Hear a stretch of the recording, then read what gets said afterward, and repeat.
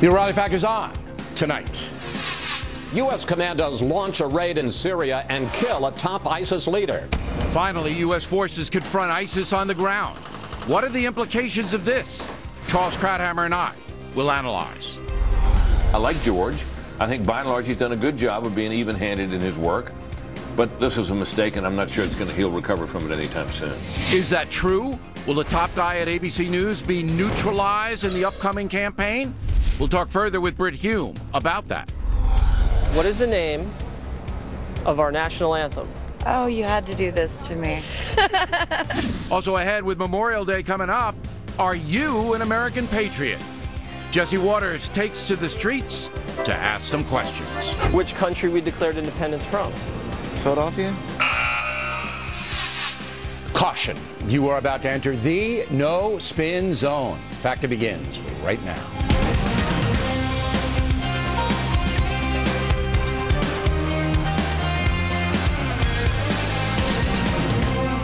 Hi, I'm Bill O'Reilly. Thanks for watching us tonight. Finally, the USA attacks ISIS on the ground. That's the subject of this evening's Talking Points memo.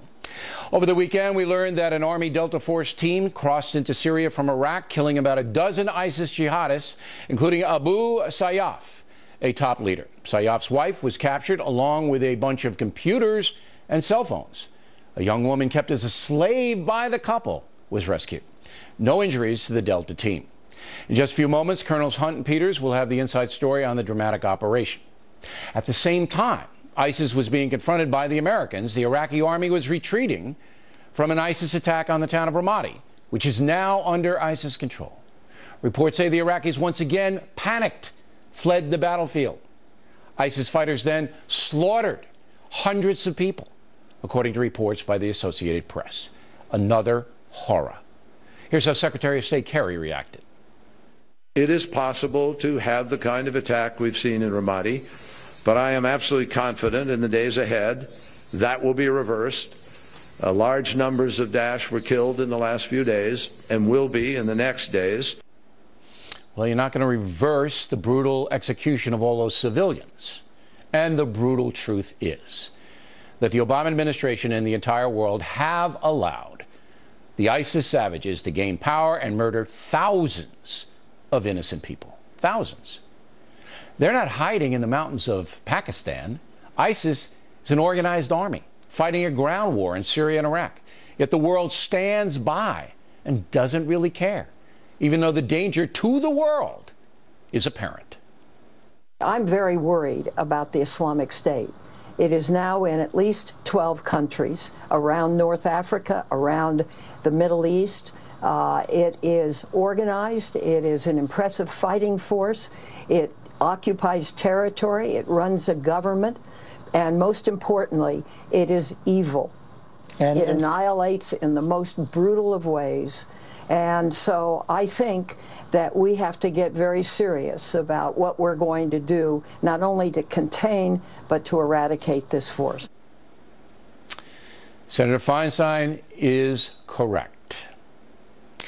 Now, there are two strains about ISIS in Iraq that may influence the upcoming presidential election. First, there's no question that pulling all U.S. troops out of Iraq directly led to groups like ISIS quickly achieving power in that country. President Obama's top military advisors warned him against the withdrawal. He did it anyway, telling the world the war had been won. We're leaving behind a sovereign, stable, and self-reliant Iraq with a representative government that was elected by its people. We're building a new partnership between our nations. And we are ending a war, not with a final battle, but with a final march toward home. Well, Hillary Clinton's going to have to deal with that miscalculation, as she was Secretary of State when it happened. So part of the ISIS debacle could be assigned to her, unless she can demonstrate that she herself told President Obama not to withdraw the troops. Also, it's apparent that President Obama does not have a cohesive strategy to defeat ISIS going forward. Does Hillary Clinton have one? We don't know. On the Republican side, the nation saw how Jeb Bush struggled with the Iraq war question last week. Although some still believe the coalition invasion of Iraq in 2003 was the right thing to do, President Bush and Vice President Cheney among them, history will show that the tribal divisions inside that country made it impossible for a non-dictator to govern Iraq effectively. The Sunni-Shia hatred runs so deep, unity was impossible, and Iraq has now fallen apart because U.S. forces are not there to impose order and prop up the army. It's safe to say that the American government did not understand the brutal Iraqi internal situation when the war started. It is also a fact that nation building is no longer a viable strategy in the Muslim world. Talking Points believes history will judge that both presidents, Obama and Bush, made serious mistakes in Iraq. While removing Saddam Hussein in the face of a worldwide terror threat after 9/11 may have seemed like a sound tactical decision at the time, the unintended consequences have been staggering for America and the world. The empowerment of Iran at the top of the list. So now the USA has to deal with an aggressive terror threat, ISIS, which is expanding. But because the nation has been exhausted by the wars in Iraq and Afghanistan, decisive action against ISIS has been very difficult. But the next president must defeat ISIS or face ongoing terror violence that could be cataclysmic. And that's the memo. Now for the top story tonight, reaction. Joining us from Washington, Charles Krauthammer. Am I making any mistakes here, Charles? Yeah, one major one, which is that there was nothing inevitable about the collapse of Iraq. There was nothing inevitable about it being ungovernable unless it had a dictator. Obama was right when he made that statement. That was on the eve of departure in 2011. He said this is a moment of success, and as you showed, described Iraq as it was at the time, stable. This is the post-surge Iraq that David Petraeus brought about. So the question to ask candidate the Clinton, and this you haven't heard, what you hear of the press always asking Republicans about the original decision. Remember, Iraq has been a policy issue longer for Obama than it has been for Bush. He's been looking after this policy for 6.5 years. The question for Hillary is, when you were in the Senate, you opposed the surge. You said it wasn't working, and you implied in your questioning of David Petraeus during the surge that he was lying. Do you think that was a mistake? How about asking that? And the second question is, when we decided to withdraw entirely from Iraq in 2011, as you indicated, Bill, against the advice of the military, it was obvious what would be the result. You, Secretary Clinton, were the Secretary of State in charge of our diplomacy.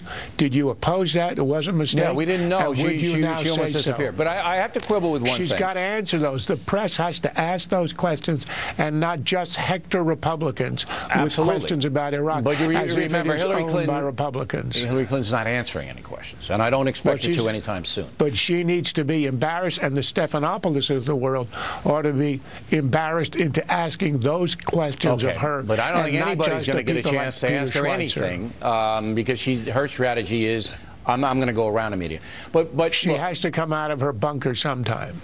The blood and treasure spent in Iraq was not worth it, in my opinion, all right, because we miscalculated how difficult that situation would be. Remember Vice President Cheney saying after we invaded, Iraqis would be out there with flags, welcoming the liberators. Finally, we're going to have a free society and democracy, which is what we offered them. We did offer them that.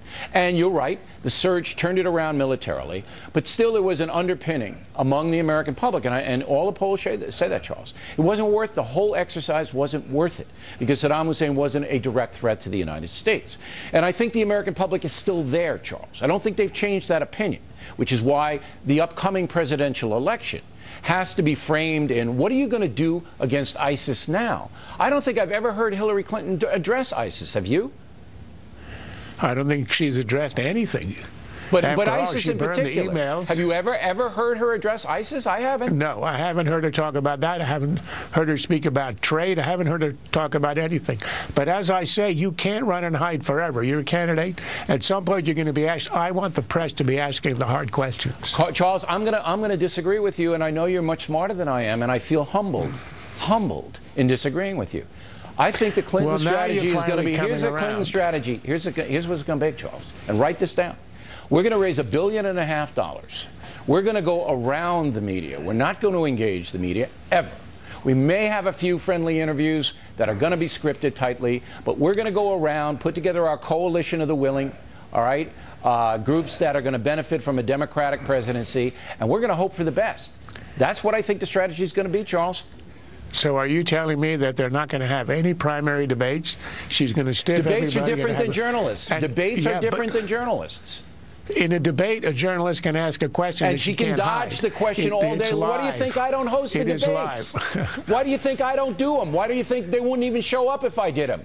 Because you ask the question, they dodge the question, and that's the end of it. You don't get people going, hey, you're a pinhead, you're not answering my question, Charles. You never get that. You know that. Look, in the debates in 2012, George Stephanopoulos, out of the blue, asked Governor Romney about banning contraception, which was not an issue anywhere. He returned to it 5 times, and that became a national issue for months. All right, you don't expect anybody to do that this time. And maybe somebody will if she continues to dodge. Maybe the moderators of the debate will be so angry that they go after her. Maybe. You've got to shame them into doing it, but that's your job. All right. Believe me, I'm up to that task. Charles Krauthammer, everybody, and Things That Matter. Krauthammer's big bestseller, now out in paperback with a brand new section on the Obama years. Next on the rundown, Peters and Hunt. The Colonels, the inside story of the U.S. raid on ISIS. Later, Water's World, the Patriot Edition, and the Factors coming right back.